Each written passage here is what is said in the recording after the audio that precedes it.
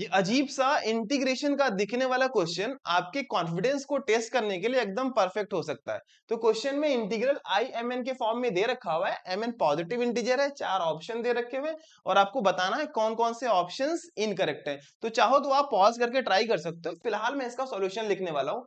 इस फंक्शन को इंटीग्रेट करने के लिए मुझे आई एम एन दे रखा हुआ है। अगर मैं आई एम एन में कुछ रिकरेंस रिलेशन क्रिएट कर पाऊं तो काम आसानी से हो सकता है। तो रिडक्शन फॉर्मूला का इस्तेमाल करने के लिए मैं इस फंक्शन को इंटीग्रेट करता हूं। चलो कैलकुलेशन करते हैं।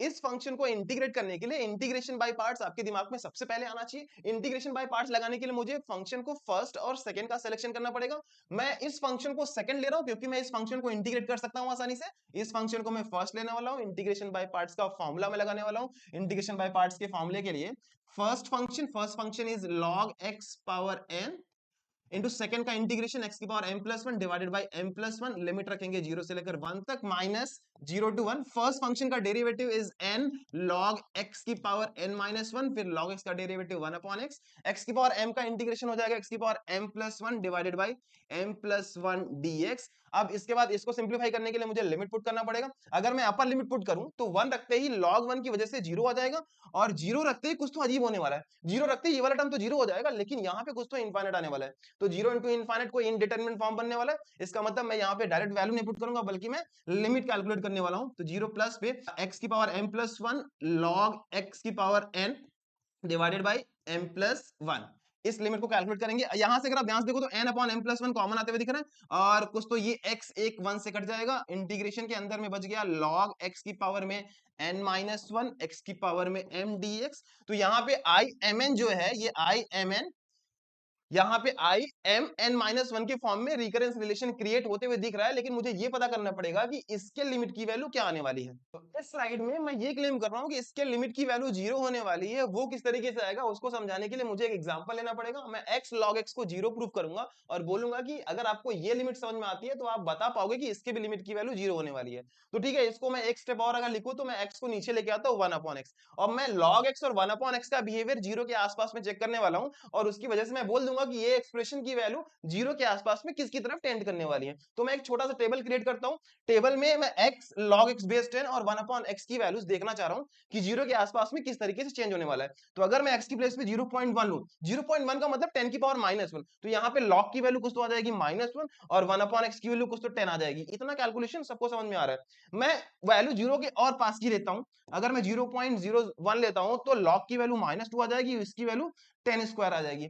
अगर मैं वैल्यू और 0 के करीब लूं, 0.001 लिया, तो यहाँ पे वैल्यू माइनस थ्री आएगी, यहाँ पे वैल्यू 10 की पावर 3 आएगी। तो अगर आप ध्यान से देखो तो 0 के आसपास में ये वाली वैल्यू माइनस इनफाइनाइट की तरफ जाएगी, ये वाली वैल्यू भी इनफाइनाइट की तरफ जाएगी। तो फॉर्म इनफाइनाइट अपॉन इनफाइनाइट बन रहा है। लेकिन अगर आप ध्यान से देखो तो इसके बढ़ने का रेट लीनियरली है और इसके बढ़ने का रेट एक्सपोनेंशियली है। तो इसका मतलब 0 के आसपास में ऊपर कोई बड़ा नंबर तो दिखने वाला है, लेकिन ये वाली वैल्यू एक्सपोनेंशियली बढ़ रहा होगा और ये वाली वैल्यू लीनियरली बढ़ रहा होगा। इसका मतलब नीचे वाला जो इनफाइनाइट है वो बहुत बड़ा नंबर होने वाला है, और इसकी वजह से पूरे लिमिट की वैल्यू 0 होने वाली है।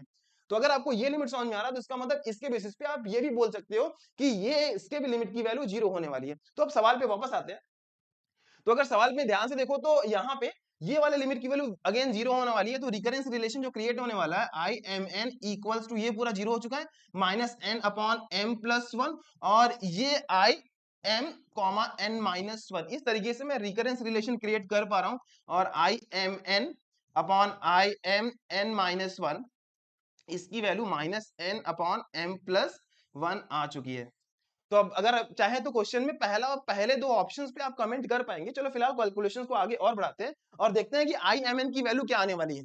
एम एन में ये रिकरेंस रिलेशन क्रिएट करने के बाद मुझे ये ध्यान में रखना है कि मुझे ये इंटीग्रल कैलकुलेट करना है।